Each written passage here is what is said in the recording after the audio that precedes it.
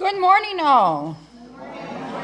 Welcome to worship at Heritage Universalist Unitarian Church. We are so glad that you are with us here today. I am Laci Adams, Director of Lifespan Faith Development. Bethany Rogers and I are co-leading the service, and I will serve as your worship associate for today. Just a few announcements at the start of worship. First off, welcome again, regardless of whether or not you are here in person or online. If you are here online, the announcements I'm going to make about these connection cards will be slightly different. So check your chat for ways to get connected with us if you're worshiping online currently. And if you are worshiping with us in the future, you can follow those same links. As part of our time together, you should have received a card like this. Did everyone receive a card like this? Okay. We invite everyone to take a moment to fill out one like this, whether you're new here or you've been here for years. It's a simple way to share updates to your contact information, to sign up for the newsletter, and to let us know if there's something going on that you would like to follow up on. So the front of the card is information about you, update information, and the back of the card tells us things that are going on with you so that we can better connect with and serve your needs. Especially if you are visiting for the first time, it is really helpful for us to stay in touch and to reach out to you after your first visit. You can place this card in the offering plate when it comes by, or you can hand it to the usher on your way out. And if you would prefer to fill this out online, the QR code on the card will do the same thing for you. I also want to highlight that next Sunday, May 3rd, we will be celebrating our traditional flower communion service, and everyone is invited and encouraged to bring a flower to add to our shared altar. Following the service, there'll be a brief coffee hour and a very important town hall meeting where we will share where things stand with our stewardship campaign and begin the work of shaping the budget for the coming year together. If you have already made your pledge, thank you, thank you, thank you. And if you are still considering it, now is a great time to do that. Your participation helps us plan for the coming year, and your participation in Town Hall ensures that our values and your perspective create alignment with the budget as it's being created. So your participation and your voice in all of these places is essential to making sure that we are building the community that reflects our values and that we are all deeply participating in. We hope that you will plan to be here for Flower Communion and to stay to be a part of our town hall conversation. Additionally, I will just highlight that there are many things going on in the life of our community, and if you want to know more about things that you can do that aren't on Sundays to participate in the life of our community, the back of your order of service will give you bunches of options and opportunities and ways of connecting and who and when and where you might want to do those things. So make sure that you take a look at the back of your order of service as well.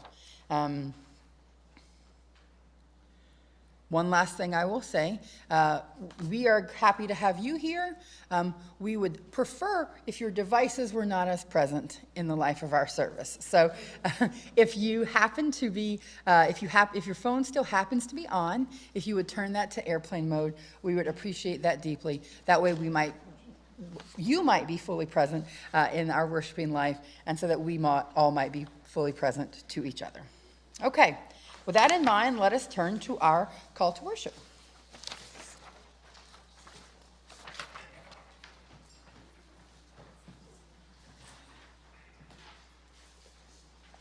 Good morning.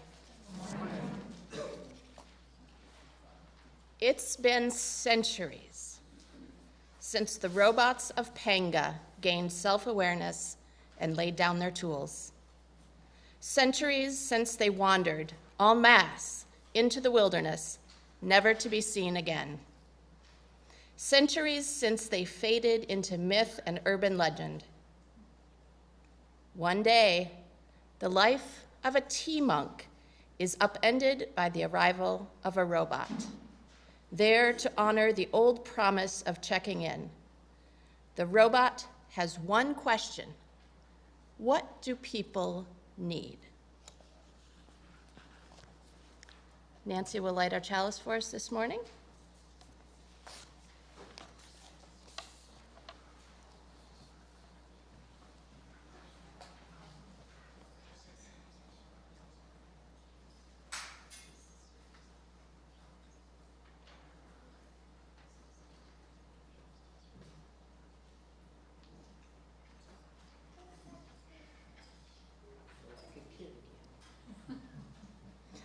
I hope we all can feel like kids again this morning, and not just this morning, but at lots of times throughout our lives. I'll ask you to stand and join with me in reciting our covenant.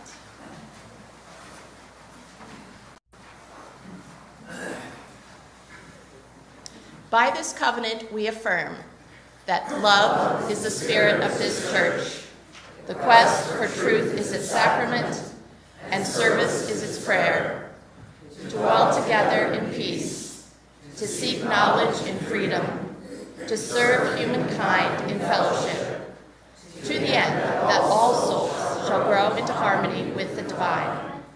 Thus do we covenant with each other and with God.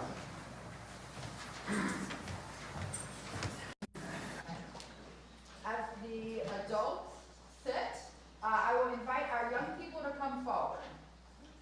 And today, there we go. You all should sit in the front row. Oh, okay. All right, there we go. There were almost too many of you for the front row. All right, very good, Hannah, very good. All right, so for our Time for All Ages today, we're actually going to do something a little different. We are all going to watch a video together, a sci-fi short together, and then I will have a brief question for all of you at the end. So there is a quiz at the end. You just don't know the question yet, but that's okay. All right, so the title of this short film is called Little Things.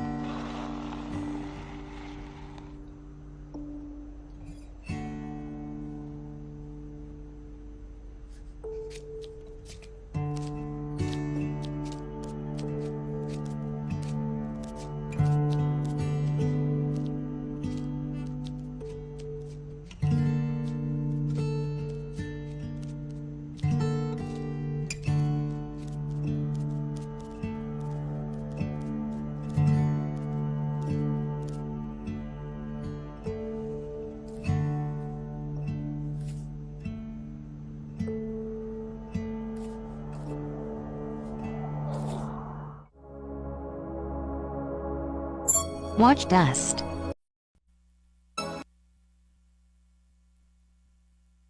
Are we ready for the quiz? Quiz 1. What did that make you feel?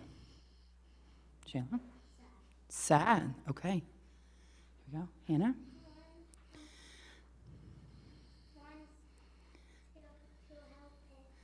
You wanted to help it. Yes, very good. Remy, sad. Sunny? Anxious. Yeah, okay. Any other feelings? Okay, very good. Second question. What did you learn about yourself watching that? Okay, Hannah? What did you learn about yourself? Don't be away from others. Very good. Shayla? You are not alone. Yes. Sunny?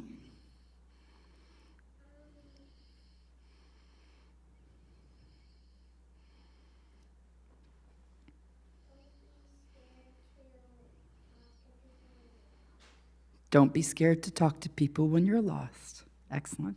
Remy?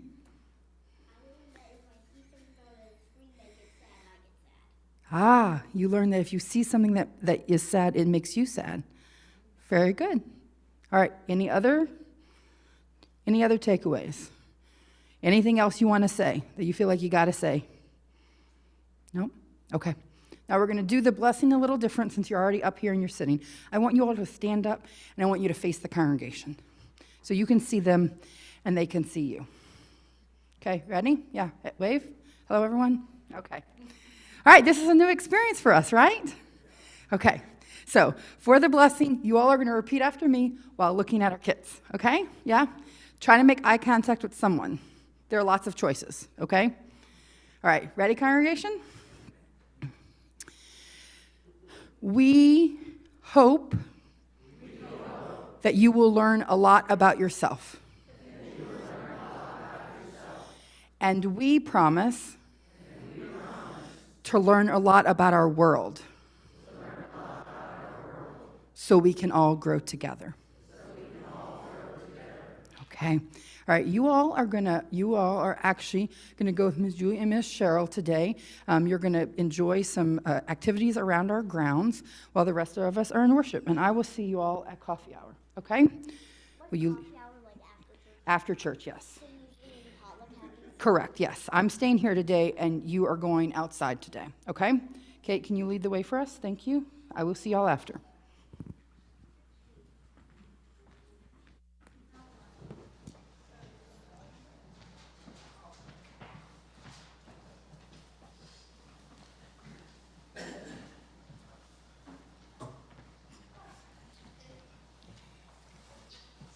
I might switch back and forth a little bit, so sorry to Neil. Glad you're here this morning. What if we had a sense organ that could geolocate, are you all with me? Geolocate, find all the members of our family instantly? What if humans could breathe underwater? Gosh. What if we could have breakfast at home, lunch in Mumbai, an afternoon snack from a food cart in Bangkok, a nap on the beach, and then watch the sunset in Sydney? What if someone invented a way for us to do all those things? Gosh. Then it would really matter how we chose to do those things.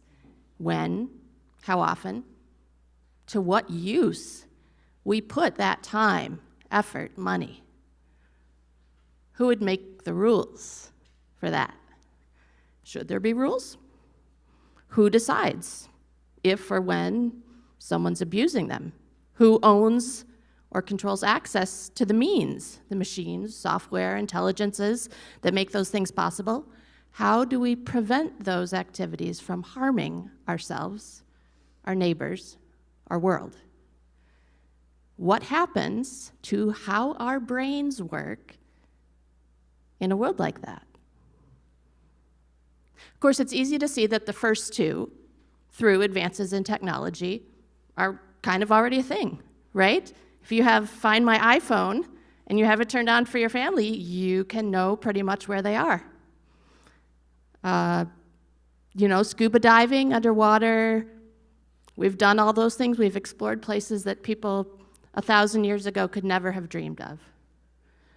And famously, Star Trek, with its transporter technology, envisions a world in which that last scenario is also possible. I'm kind of irritated that we haven't invented it yet, honestly.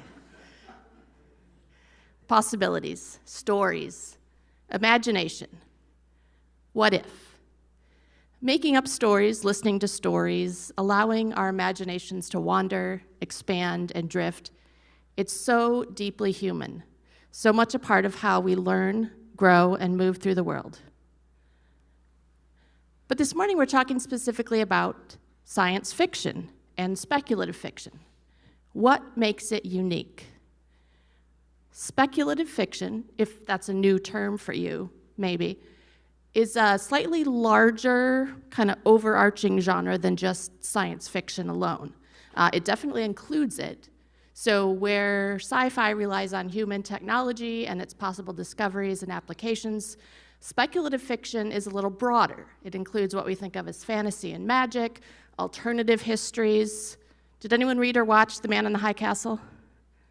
Oh, that was so bad and so good. In that fictional world, for those of you that haven't checked it out yet, which you should totally do, the Axis powers won World War II. And so the US is jointly administered by Germany and Japan. So not just technological accomplishments, including space travel, time travel, different capabilities for humankind, but the entire suite of knock-on effects that arise from a combination of different material conditions, and then imagining the whole spectrum of human and societal response to those alternatives. A significant portion of speculative fiction lately, if you read in the genre at all, has been all about exploring a world significantly reconstituted by climate change and its effects. Some amazing, please come talk to me afterward about them if you've read any of them or want any recommendations. It is absolutely my favorite thing to read right now.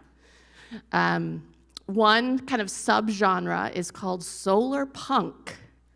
Is that a new term to anyone? Solar punk.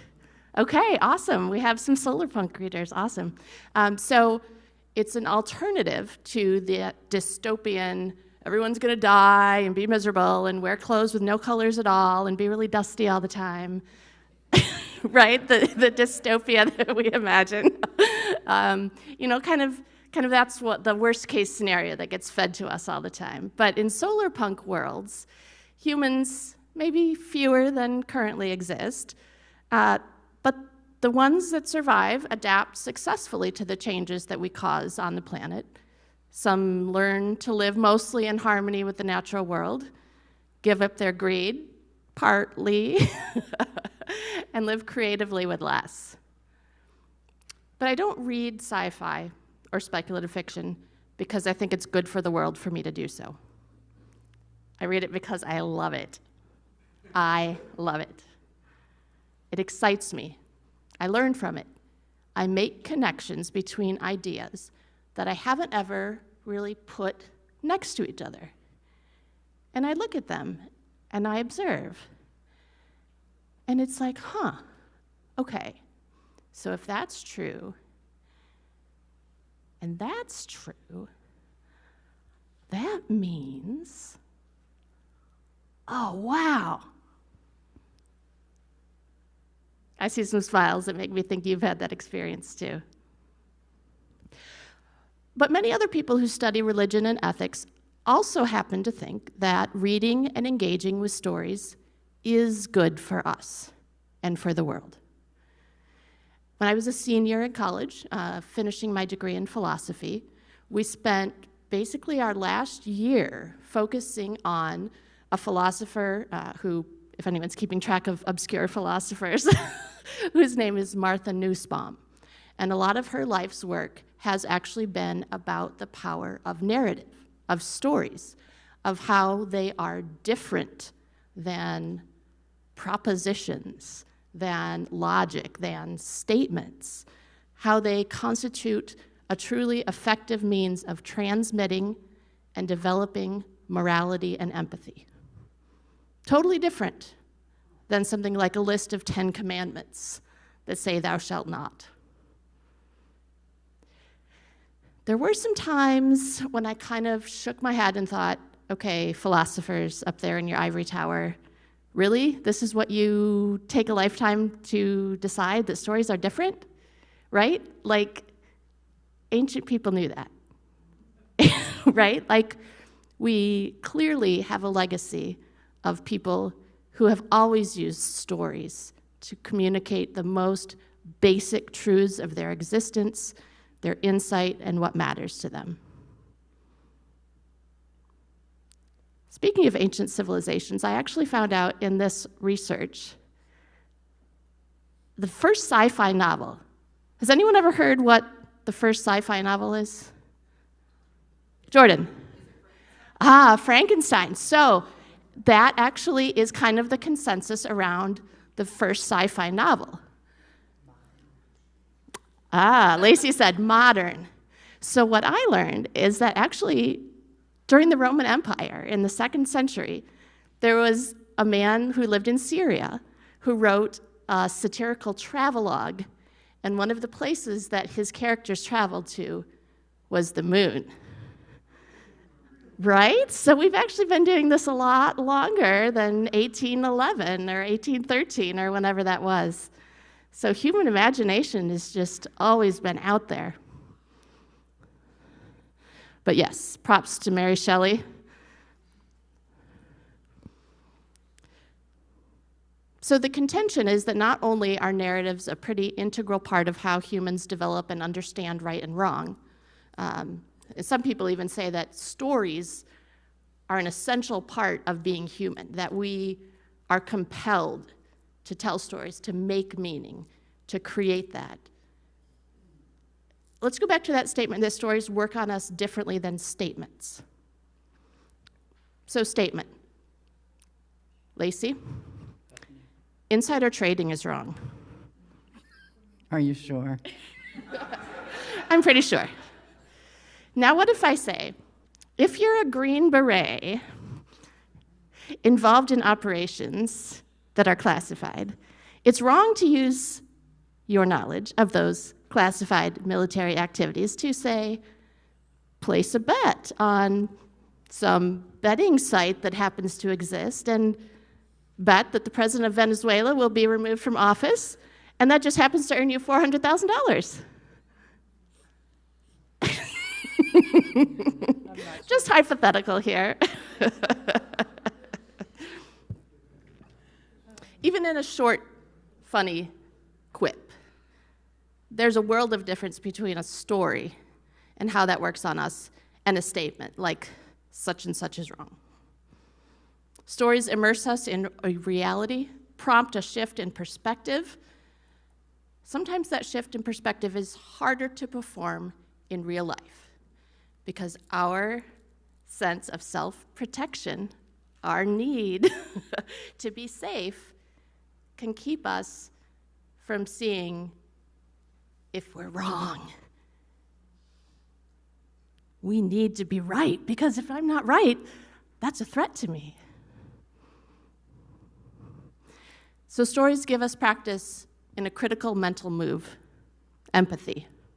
Sometimes we don't think of that as a skill, but it definitely is, and it can be practiced and strengthened just like a muscle. So what if you were a little enslaved boy, never had a father, your favorite pastime was pod racing on a desert planet called Tatooine? What if you could choke your enemies without physically touching them?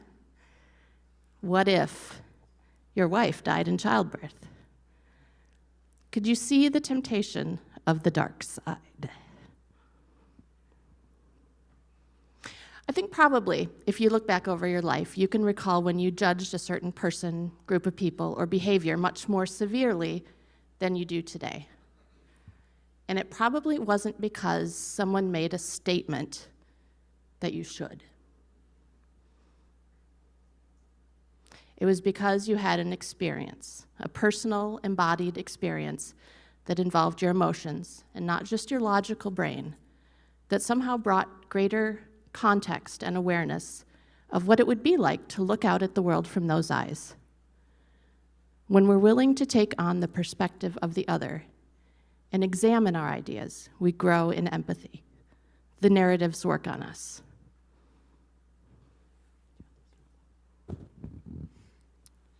When we read stories, there are two conversation partners, the story and who else? Us, right? So stories, the power of stories are what they do to us and with us and how we participate in them. That's true of all stories. It's especially true of science fiction stories. And Bethany and I share a love of speculative fiction, which is why we are here together leading worship. But we thought that it was important. You have maybe heard the famous political saying that the personal is political. How we come to the work of stories, how we come to a genre of reading, it matters. And so Bethany and I wanted you to know how we came to this moment ourselves. Like, what is it that brought us to this particular moment ourselves?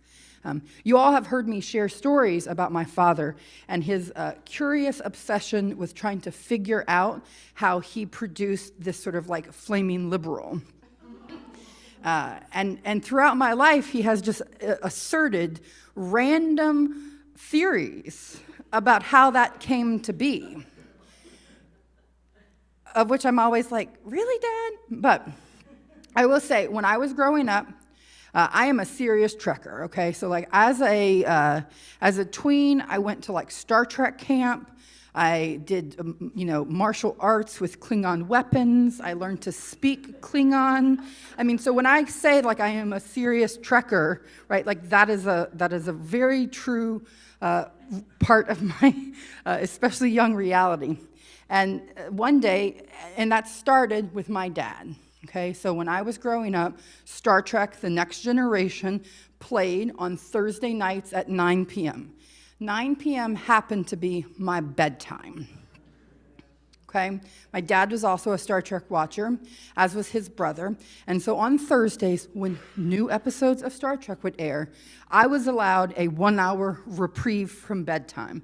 And my father and I would sit together and we would watch Star Trek. So it's one of my sort of formative Star Trek memories, watching The Next Generation with my father, okay? And then years and years and years later, when I was talking to my father about the evils of late capitalism, which he did not agree with me about, he said, I realize now I made a mistake. And I was like, you did, Dad, you made a mistake.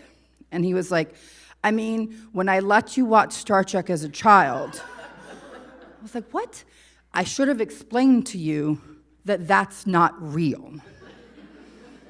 And I was like, what? And he's like, right. I mean, they just fly around everywhere. No one gets any money. I just realize now that this is why you're a socialist, or why you're a communist. And I was like, I'm not a communist, Dad. And I was like, what? Like, it was like the weirdest thing. And I was like, what?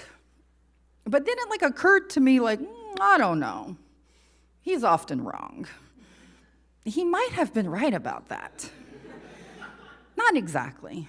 But Star Trek did, in my imagination, create an environment in which I could imagine that there was something else. That there were some other worlds, some other spaces, some other ways of being, where I could imagine that there were things that would drive my choices in life that weren't just money, that I make choices about the things I would love and I would do in my life that were not motivated by profit, there was something that happened in the mind of a 9-year-old that imagined that the world was more expansive just than the world that I could see. Now, that wasn't all or just about money, and it wasn't just Star Trek that did it, right? But my father might have been right, that there was in me this impulse to imagine something greater, and that part of where that came from was an exposure to other ways of being. And, as an adult, when you come to Star Trek as an adult, you can learn that Gene Roddenberry had all of these ideas, and if any of you are Star Trek watchers now, a lot of Trekkers get real upset about new iterations of Star Trek because they think that they're not following the rules. By which they mean Gene Roddenberry's rules. Gene Roddenberry has been gone a long time, okay? Okay? Star Trek is 60 years this year. And Trekkers are people who imagine far-off worlds and different ways of being and different constellations of relationships. But we have to follow Gene Roddenberry's rules, or we will not watch your program. But so I was an early Trekker. One of the interesting differences not differences, but what you will see today, is that much of what I will talk about today in speculative fiction is about the things you see on screens. I am also a speculative fiction reader. I read a lot of science fiction and speculative fiction, but one of the very formative things in my thinking about science fiction is about the things that I have seen on TV. As we come to this work, you will hear me talking about television programs and science fiction in that way, because science fiction is a multimedia, industry across space and time. So. All right, yeah. Let's sing together. I'll have you stand with me. And please welcome our house band.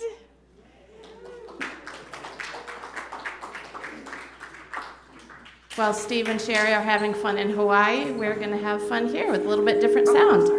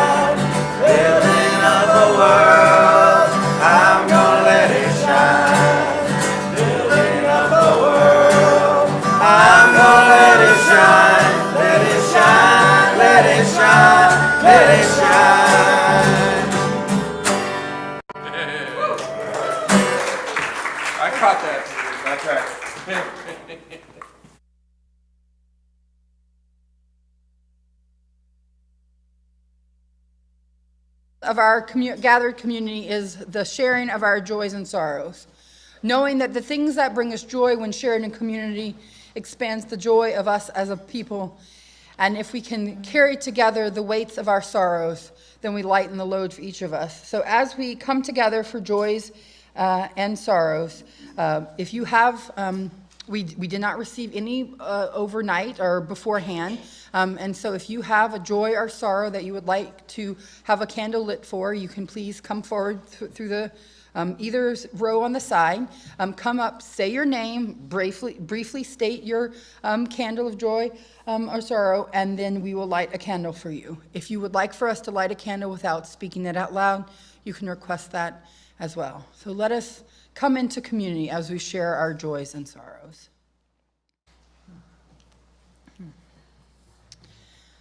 We want to talk to you a little. We would like to give you some examples about the ways in which science fiction can help us think in a more expansive way about our world. But before we do that, I wanted to offer you just a sort of a bit of a meta understanding of thinking about how science fiction does its work on us and in the world.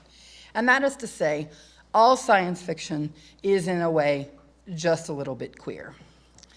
And I mean that not necessarily in the identity way, though there are a tremendous number of examples of queerness in science fiction, whether or not it's intentional or not.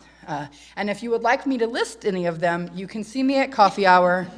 I could tell them to you in a variety of genres across movies, authors, books. There are many examples, but I mean this in the meta way that we say that.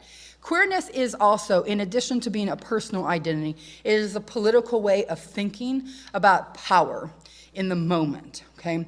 And when we say that we are queering something, it is a way of saying that that thing helps us to pull away from a position of power, give us space from the identities or structures of power to imagine something new or different.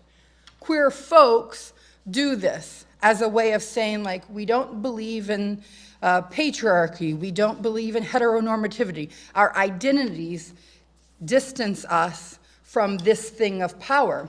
But power is a structure in all of our lives. One of the things that science fiction does is it says, like, what if we took a step away from this way of being, this way of structuring our reality, and look at it a different way, think about it a different way. And that can be done with economies. This is my example about Star Trek, okay? One of the things that Star Trek does and says about economy is that we don't actually have to get paid for our labor. There are obviously structures in the Star Trek universe, there are certainly worlds and peoples and places where money still functions in the Star Trek universe. If you are a watcher of Deep Space Nine, think about the Ferengi, okay? So there are obviously places where, like, there's money in Star Trek, but not in Starfleet. And so it's a way of saying, like, okay, how do we step away from this way of thinking about our world, and what else is possible? This distancing from power is a fundamental way that science fiction and speculative fiction works. It means that most science fiction is close, but not quite. That's to say, we can recognize ourselves in the work, in the story, in the universe. We can see how we could be in that place, even though that place is not right now. So it's either distanced in time or in physical space or in the things that structure the universe. That distance, that is the distance of our possibilities. The place that is the right now is where we are. But that little bit of space, or that a lot of space, that speculative fiction does, it says, what might be possible in between what is and all the other things that could be? That is the work of queering our world. That's the work of imagining new, glorious, diverse possibilities. That's the way of saying that what is does not have to be. There are other ways of being. And then if we can see them, if we can embrace them, then they start to work on us, and then we start to work on the world. We're having so much fun. Laci, you're awesome. I'm so glad I'm doing this with you. And of course, my computer went to sleep, so bear with me. So a fantastic speculative fiction work that I've read recently. Okay, recently, during the pandemic lockdown, what's 6 years, right? How was that 6 years ago? I don't know. Is The Parable of the Sower. So has anyone read The Parable of the Sower by Octavia Butler? Oh, goody, goody, goody. Yeah. So, wow. Don't get out your phones and Google her, but if you forget her name by the end of the service, come up and ask me, and I will tell you, Octavia Butler. She was amazing. She was a black author in the 70s, started writing in the 70s, but wrote up through the 90s is when The Parable of the Sower was written. Wide spectrum of speculative fiction. And this particular example is set like right now, like in the 2020s in America, but and I was going to say an almost unrecognizable America, but unfortunately, it is a recognizable America, absolutely ravaged by climate change, violence, social inequality, and yeah, she was prescient in a way that is astonishing. So as a black woman, she never had the luxury of being able to buy all the horse hooey about America and the shining city on the hill. And, you know, yes, we absolutely have ideals, and we absolutely have failed to live up to them.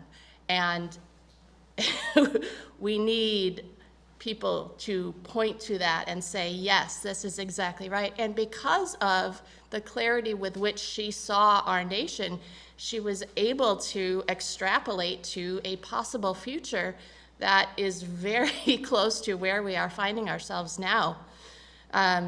You know, there's the trope of the journey. So her character sets out on a journey. Her home is destroyed, has to leave, find refuge, assembles a like-minded community around her as she journeys to what's next, what's better. You know, the character's looking to found a new community based on this earth seed philosophy that, you know, if I have to summarize it, it would be that God is change, the highest value is adaptability, and one of her goals is to survive and establish human life on other planets. So it's an amazing read. I strongly recommend it.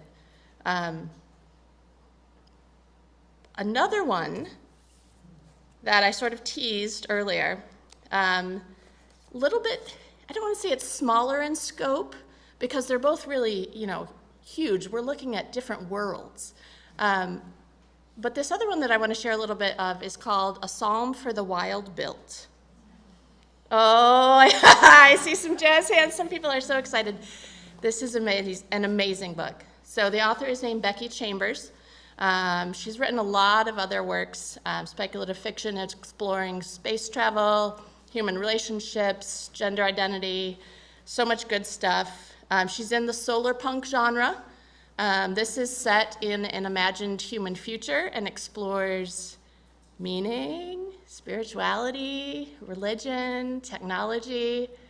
I'm going to read 2 sections, and yeah, you can sit down. I'm going to deviate from the script just a little bit here.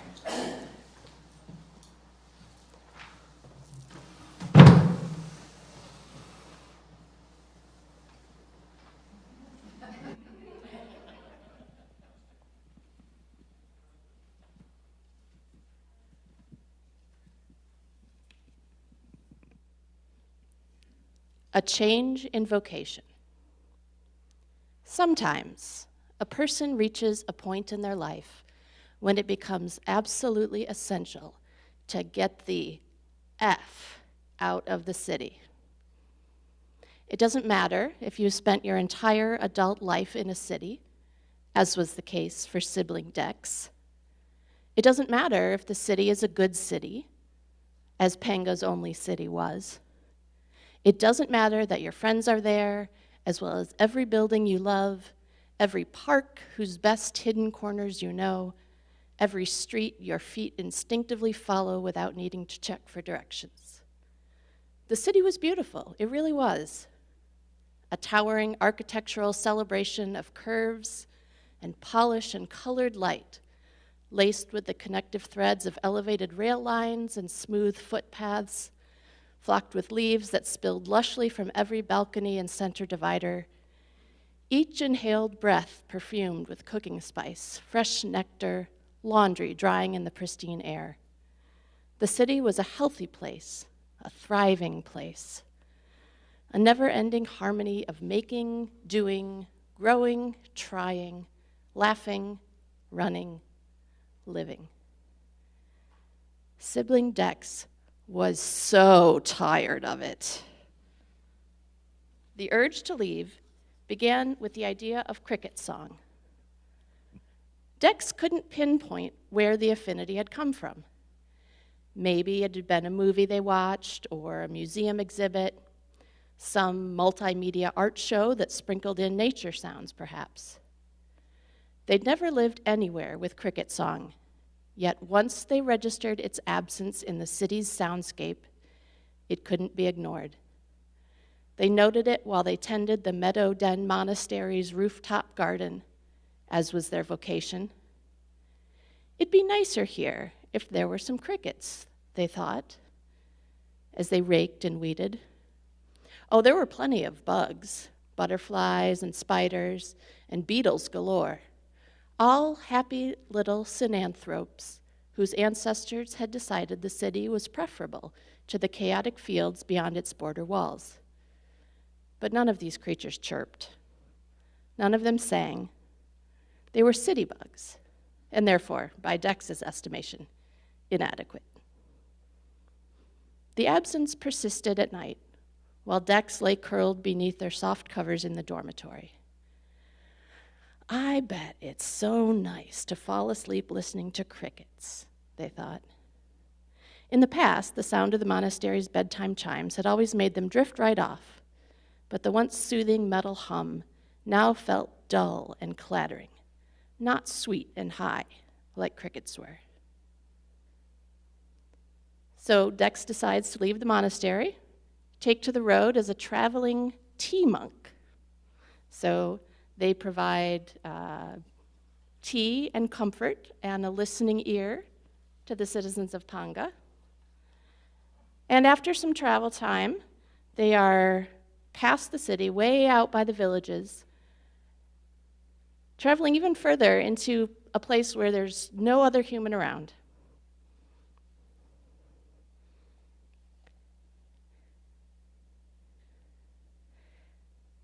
Dex begins cooking their dinner and decides they have 9 minutes, plenty of opportunity for a shower. So Dex tosses their sweat-soaked clothes into the wagon. They hook up the gray water pan, position it beneath the shower head that swung out from the wagon's exterior, and got to scrubbing. It was a camp shower, and therefore nothing to write home about, but even though it lacked the oomph of a proper wash, banishing human salt and trail dust from their skin felt luxurious. They sang as they filled their hair with a thick lather of sweet mint soap. They opened their eyes once the suds were rinsed safely down. Through the mist of the shower head, they could see a squirrel watching them curiously from a nearby rock. The sky above was shifting from pink to orange, and even though the early waking stars had begun to complement the fireflies, the air was not cold enough to make Dex rush. They smiled. Gods, but it was good to be outside. They shut off the water and reached for their towel on its usual hook, but their hand met with nothing. They'd remembered to set out their sandals, but the all-important towel had been forgotten inside the wagon. Oh, censored, Dex said lightly. They shook themselves off like an otter as the cloudy remains of their shower glugged back into the filtration system. Sandals strapped to wet feet, Dex passed dripping by the kitchen, where the crisping onion and melting butter mingled deliciously. Dex sang while they finished cooking dinner. They weren't a great singer, but out here alone in the middle of nowhere, who cared? They turned around, confidence growing, shaking their bare posterior toward the fire. All I really need right now is... Dex would not finish that particular verse because in that moment, a 7-foot-tall, metal-plated, boxy-headed robot strode briskly out of the woods. "Hello," the robot said. Dex froze, butt out, hair dripping, heart skipping. Whatever thoughts they'd been entertaining vanished forever.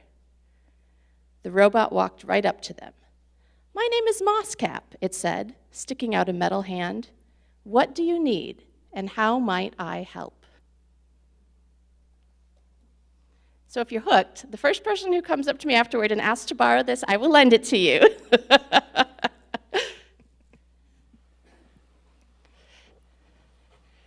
For sharing our abundance, we wanted to focus on kind of the fact that Octavia Butler and Becky Chambers are women authors in a genre that is kind of dominated by men. And so our Sharing Our Abundance recipient this morning is the Cincinnati chapter of the Association for Women in Science. So they describe themselves as a global network that just works to advance women in STEM. It was founded in 1971 and strives for equity and full participation for women. As we know, it's become evident in many ways that the domination of any field by one sex or gender or race or way of doing things actively limits the insights and discoveries of that field. So I hope that you'll give generously to this organization that aligns with our values.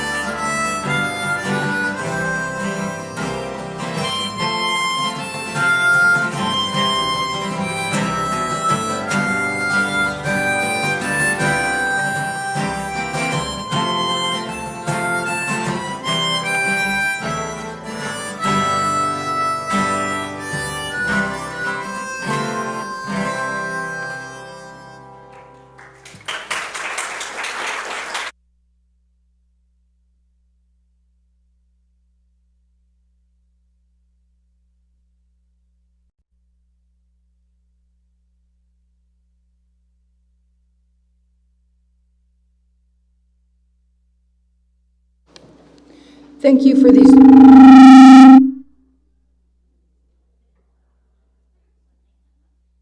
me nervous. All right. Thank you for these generous gifts out of your abundance. May they make the world a more abundant place.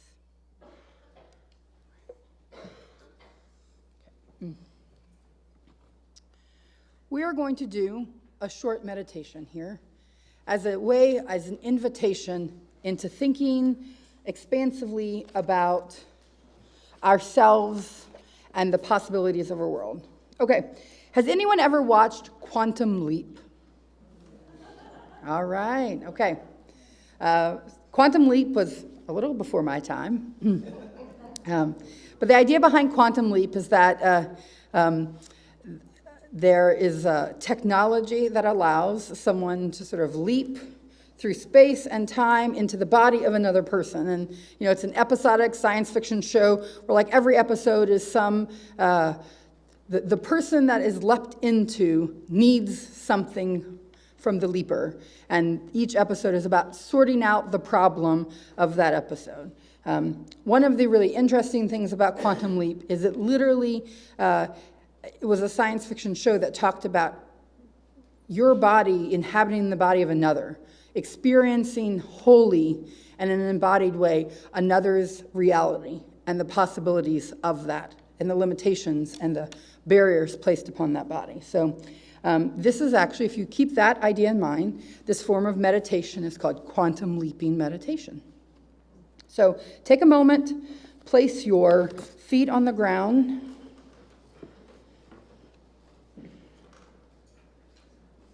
Close your eyes if you will. Take a few deep breaths so that you can relax your mind and connect with your body. With each breath, let your tension ease and your connection with your body grow. Now, once you find yourself connected to that body, imagine a cosmic doorway.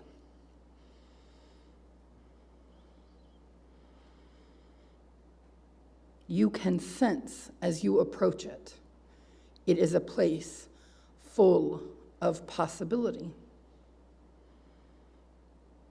Take note of your feelings. How does that doorway make you feel?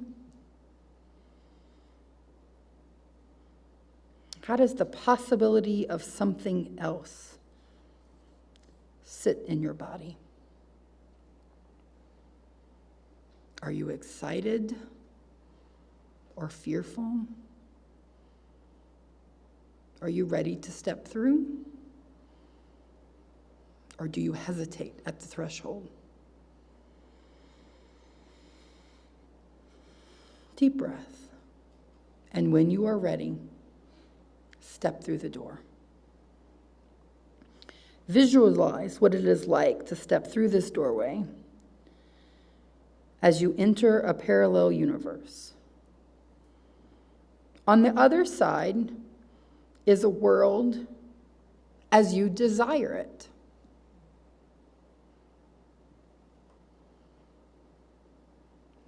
What is that world?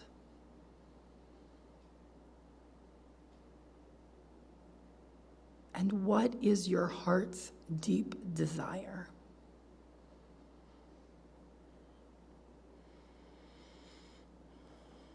As you exit the portal, you find yourself face to face with another version of yourself.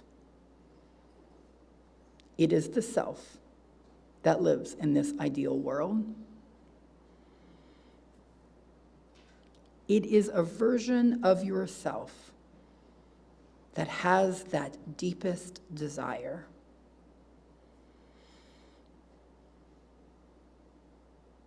Observe yourself. What do you look like? Is your hair different? Is your posture?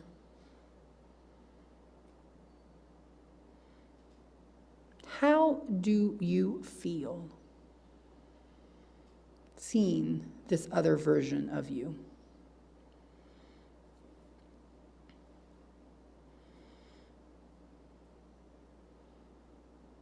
Ask you what wisdom you can share.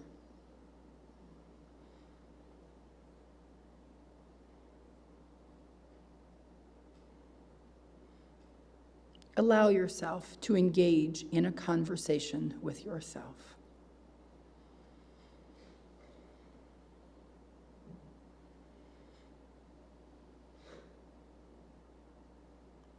What challenges have you overcome? What choices did you make?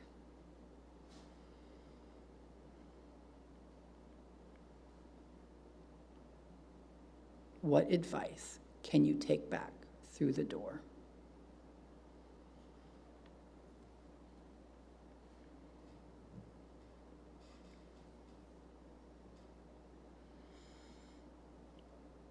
Take another deep breath. And another. And another. Trust your own insights that come from this place and space, this encounter with your own wisdom. And when you are ready, find your way back through the door, albeit to this slightly less perfect world, but take with you the insight that you have to offer yourself.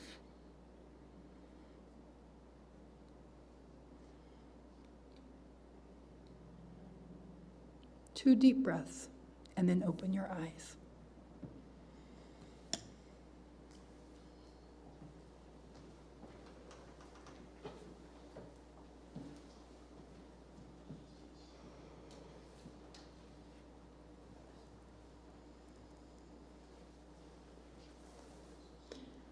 Just a couple of closing thoughts. Do not read science fiction and speculative fiction because they're good for you, because they're healthy, like kale.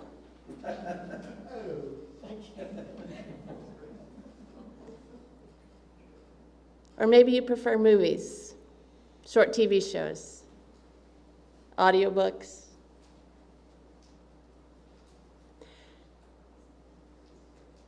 If you engage, do it because you love it. Does it matter if we engage in something because we love it? I think it might. I think when we say that the divine or the spirit of life is love, that means that an activity engaged in from love, rather than from duty, is somehow divine, somehow closer to the heart of what it means to be fully human. Many people with a lot more training and insight than me talk about how one of the distinctive features of Unitarian Universalism is the idea that the higher good, or the divine, spirit, wisdom, whatever it is beyond us that works on our hearts, on our societies, on our families, whatever else it is an unfolding process, an unfinished, ongoing revelation. If so, then the work of practicing the muscle of empathy in new and different contexts will always be necessary, will always be a way to get closer to a world where we all flourish together. Amen, and may it be so.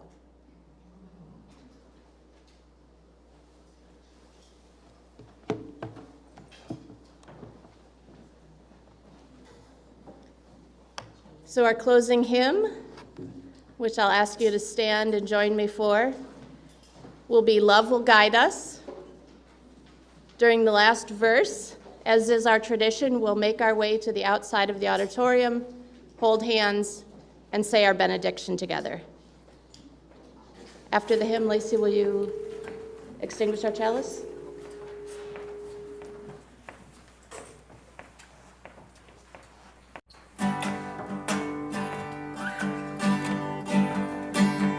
Love will guide us, peace has tried us, hope inside us, will lead the way on the road from free to giving.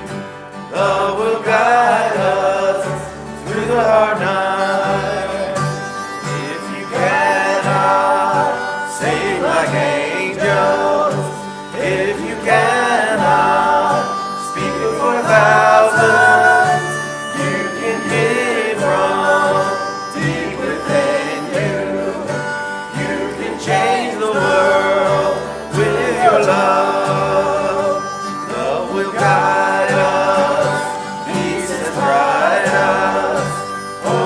beside us will lead the way on the road from me to giving.